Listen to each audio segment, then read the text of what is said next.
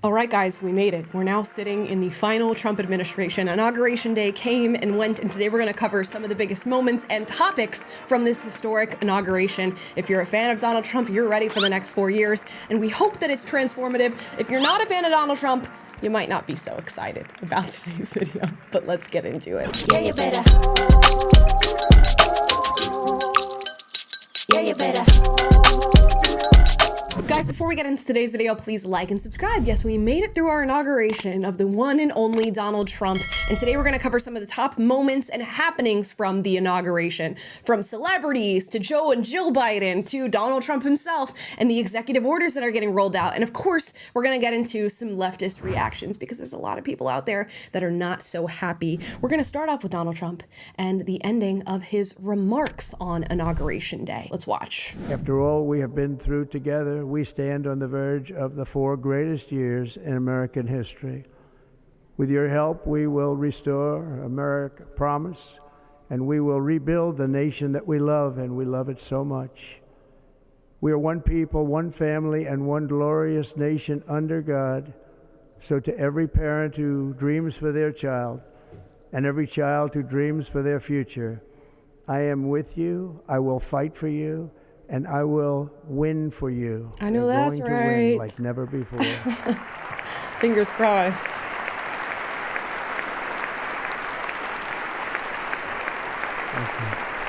Thank you.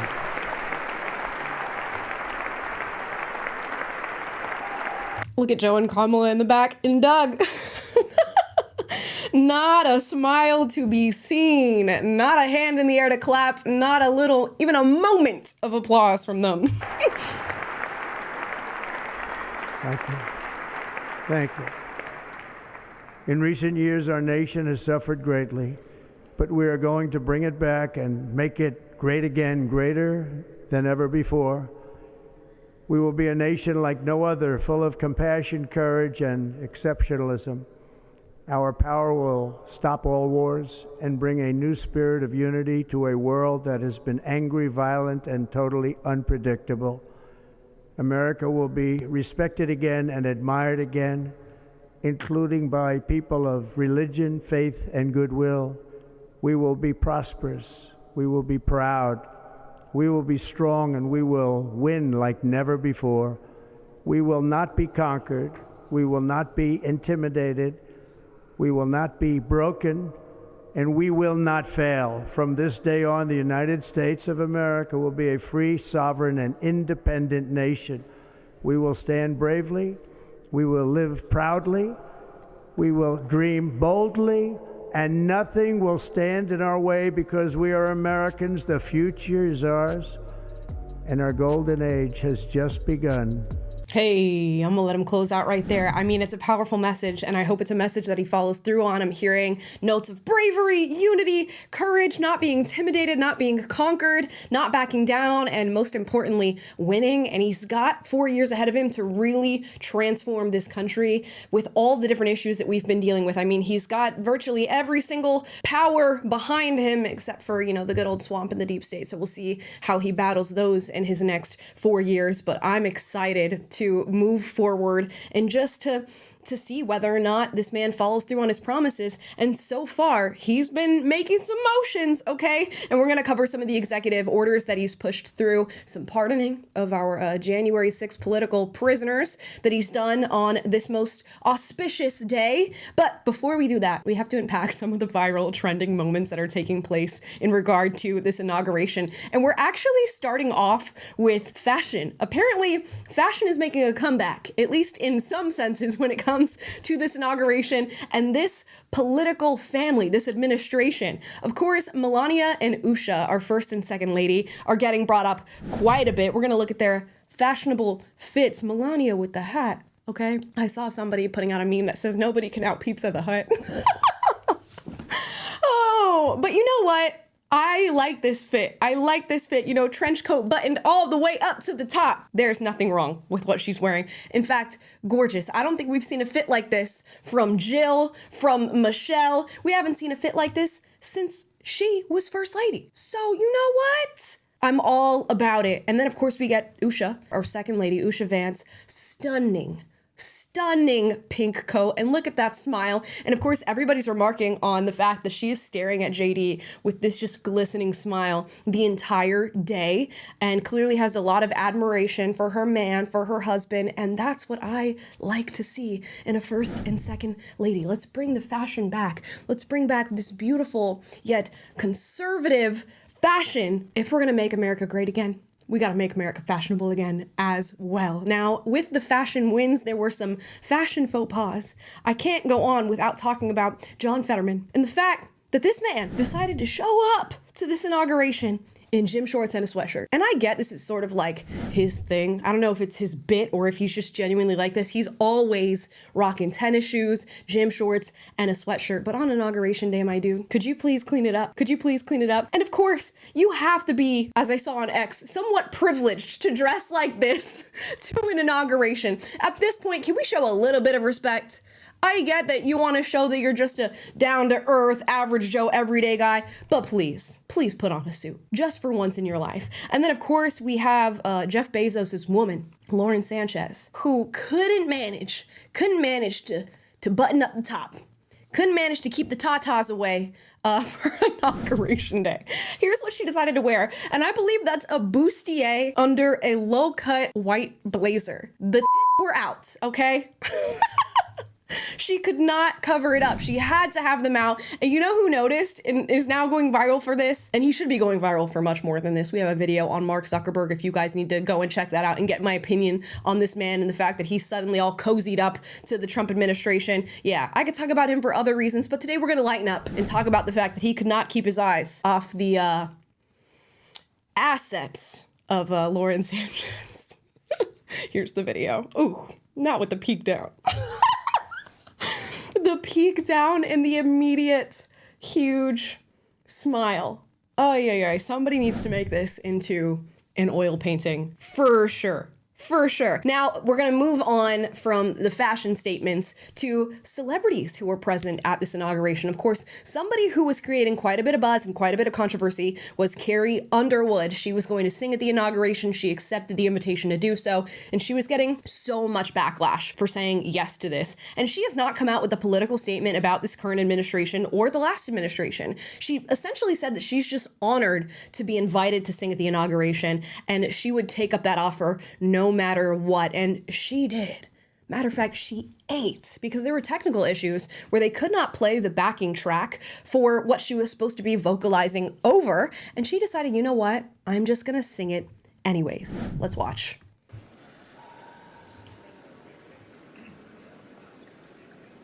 You know the words, help me out here. Mm-hmm. Oh, beautiful for spacious skies, for amber waves of grain, for purple mountain majesties above the fruited plain. America, America, God shed his grace on thee, and crown thy good with brotherhood from sea to shining sea.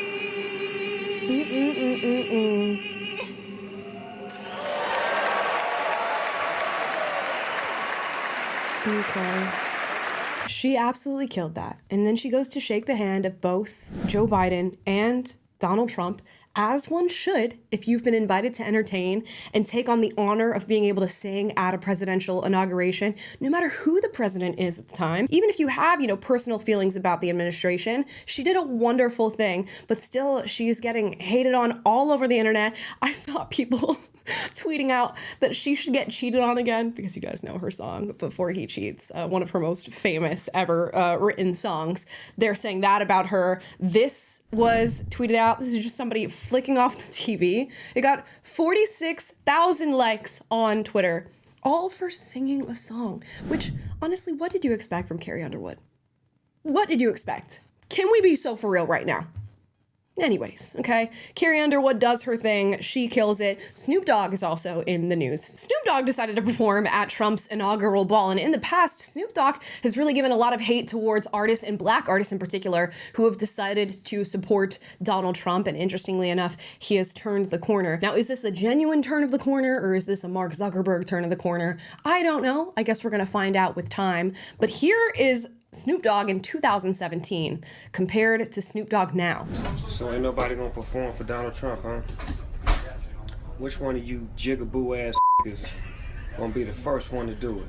I'm waiting. I'm gonna roast the out one of you Uncle Tom ass niggas for doing it. Which one of you niggas gonna do it first? Osby's the one that performs for himself. At about noon, just thought that I had to be in Compton soon. Before the day begins, before my mother starts bitching about my friends, they want to go and damn you grind. Young niggas at the pad throwing up and stuff. Okay, so Snoop, what happened? What happened? That's what I want to know. Of course, that was in 2017. We go into 2020, we get the BLM riots, a lot of craziness, a lot of the utilization of black people as political pawns on the political left. So did that wake him up in any way, shape, or form? Was he just sort of fence sitting and then the Trump administration invited him and he's like, you know what, I'm just going to hop on the bandwagon of who's in power right now? Is this genuine? I don't know, but there he is and he's turned a corner. I wonder if he's going to address his previous comments and speak out about why he is currently choosing to support Donald Trump. But there it is. We saw the change in the 2024 election with the African-American vote, and maybe Snoop Dogg is just a part of that transformation and is now on board with Trump and making America great again. And we're going to see. I cannot wait to see how people respond to him being at this inaugural ball and performing at it. I'm sure there's going to be people who give him plenty of hate. I've seen way more hate for Carrie Underwood, though.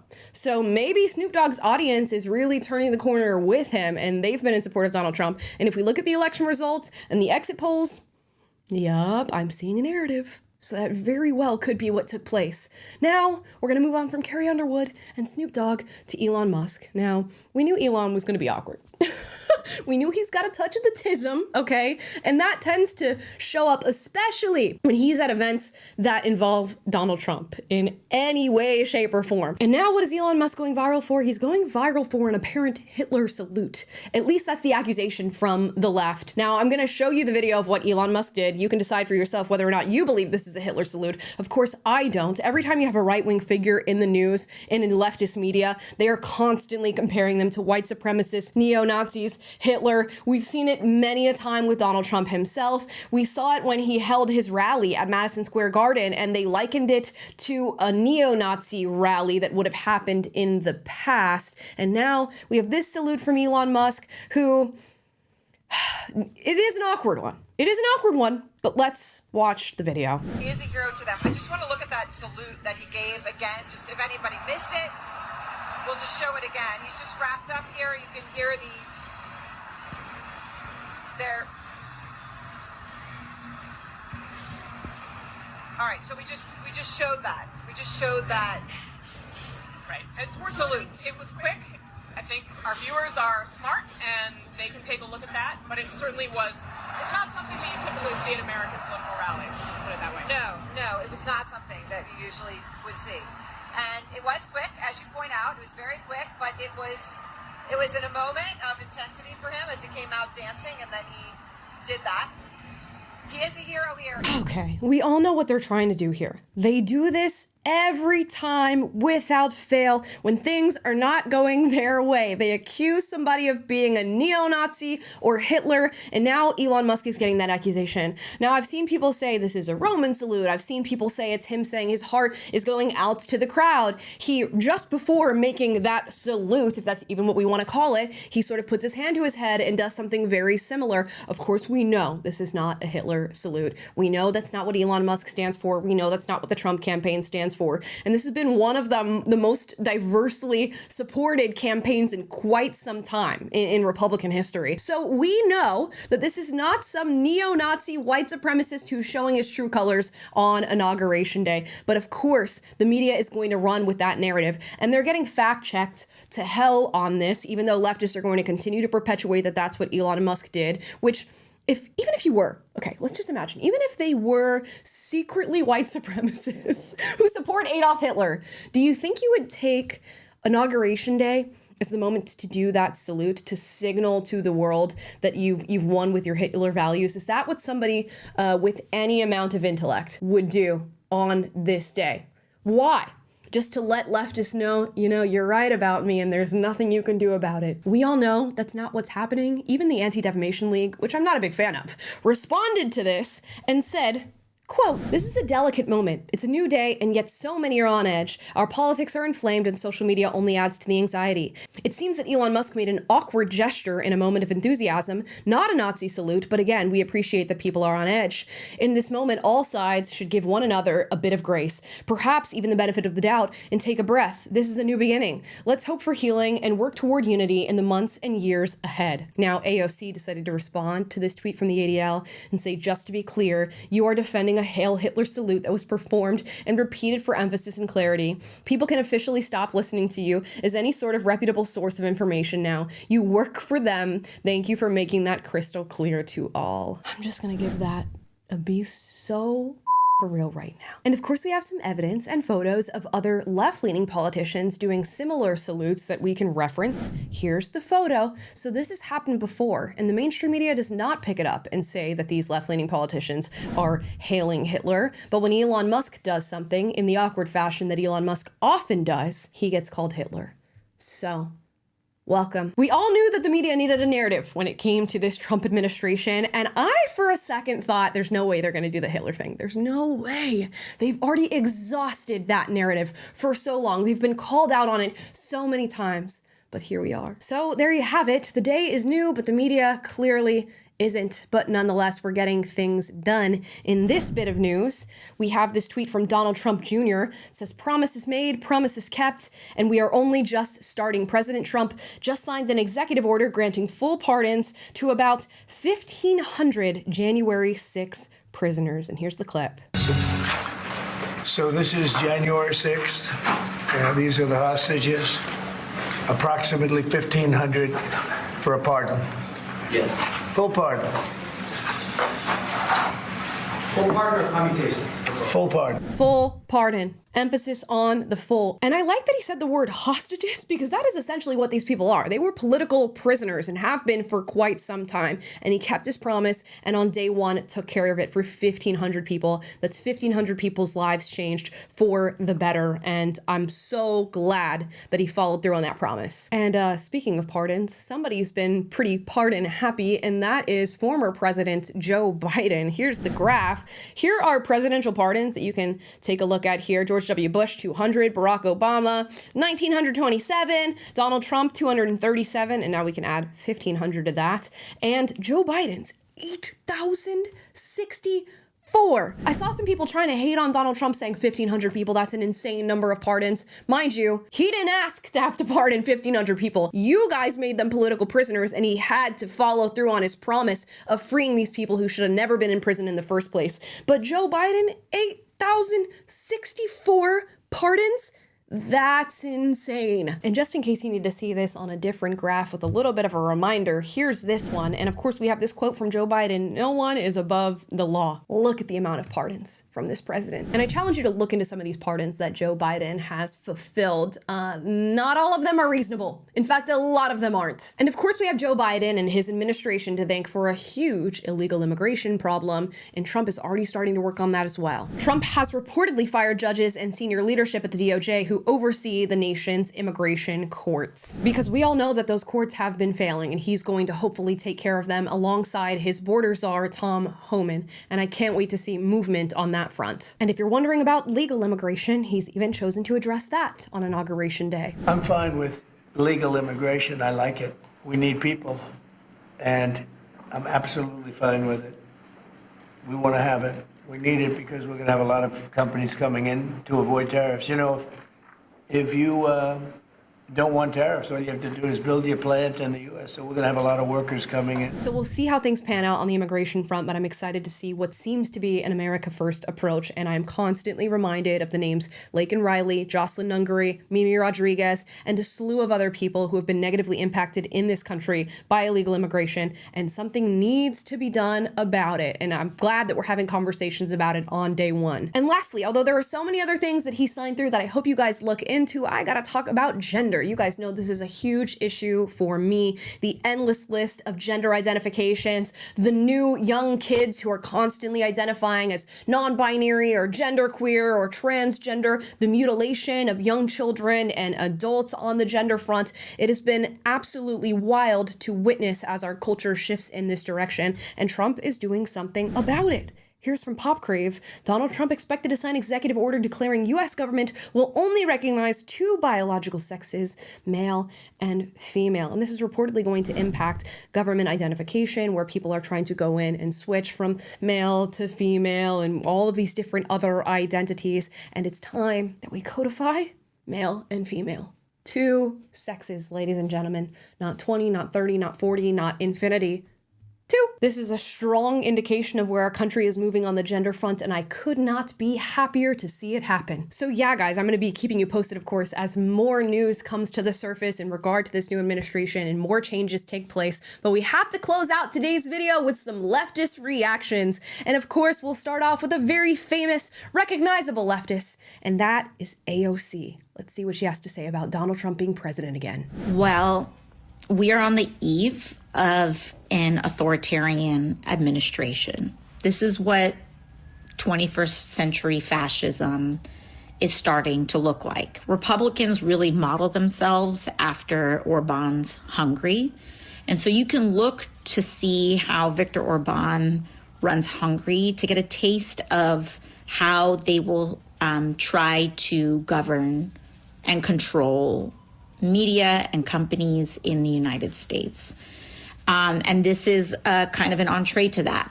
As far as what we do, you know, this is a time of experimentation. A lot of people will still use platforms, can still use platforms, but I also look towards places where you have more ownership as well and develop your audiences there. Like Blue Sky, you own your audience. It's a protocol.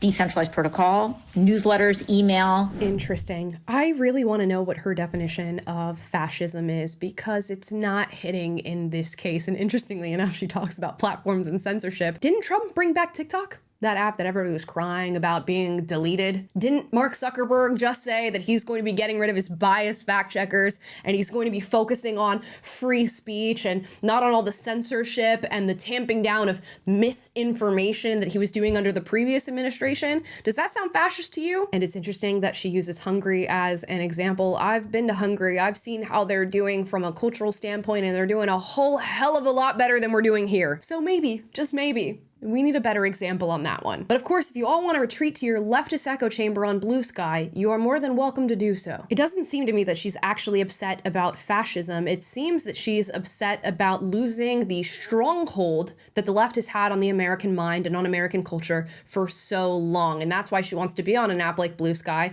where it's just leftists all around and they control everything. But keep pointing your finger at somebody and calling them a fascist when they're in no way, shape, or form living up to that title, because people can see through you. Now we'll move on from AOC to your average run-of-the-mill leftists, you know, the ones who have taken to the streets leading up to this inauguration to protest Donald Trump. The mental repercussions of Donald Trump being the 47th president been.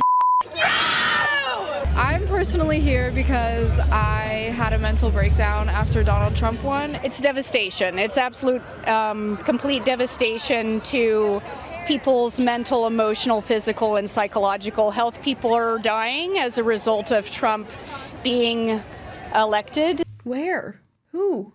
What? When? Why? I gotta say, this was me, not even low-key me, this was high-key me in 2016.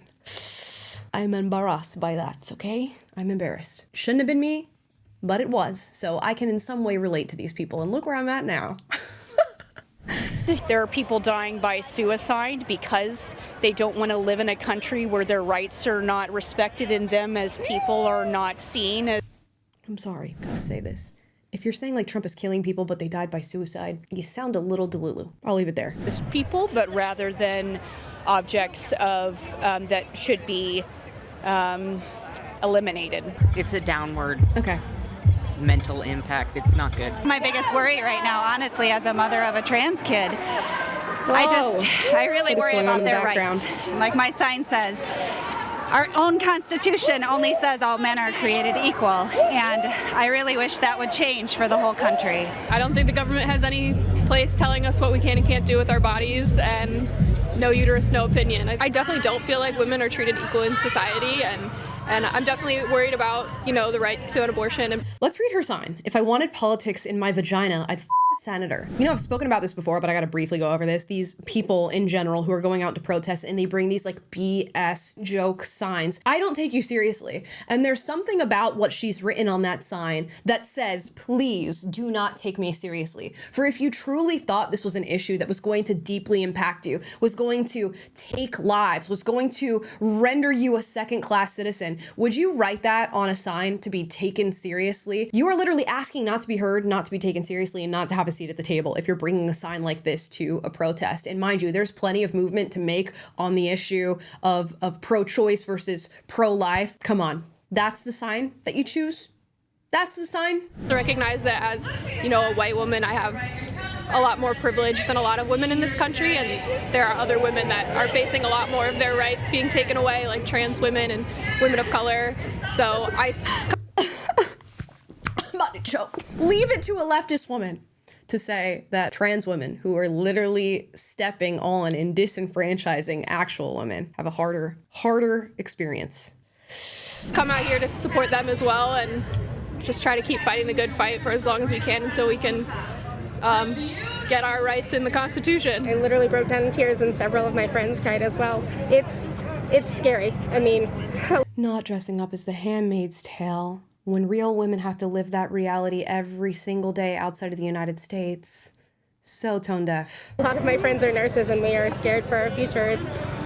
I think that the people that are in support of it are probably in support of it for the wrong reason. They want cheaper eggs and gas and milk.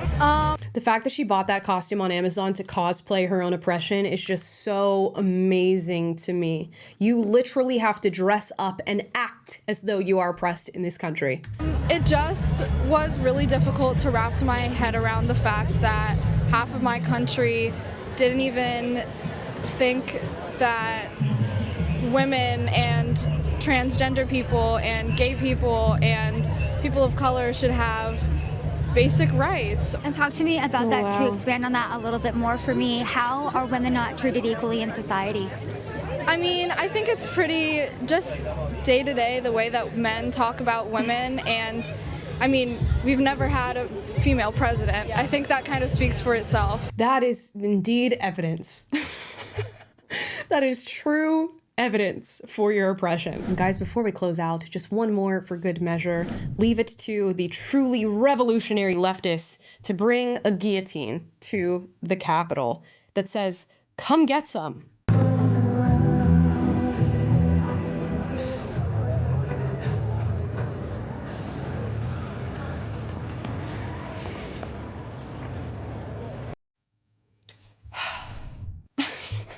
4 more years of this, guys. This is going to be a never-ending thing, I think. I don't think these individuals are going to be the one to wake up. Maybe these individuals over the next 4 years are going to see the light in a sense, like I did at some point in my journey. And like me in 2016, the crying, the screaming, the throwing up will stop at some point down the line. Guys, that's my recap of Inauguration Day, all of its top moments and top stories, at least from my point of view. You guys let me know what your top moments and stories were down in the comments below. As always, if you like this video, like, subscribe, click the notification bell to be notified every single time I post a video for you guys, which is every day. And if you disagree with anything I said in this video, do get out, but do so respectfully. We encourage healthy debate on this channel, so do so down below. And with that, guys, I'm excited to spend the next 4 years with you, and we'll be keeping up with everything that's going down. Bye, guys. Yeah, you better.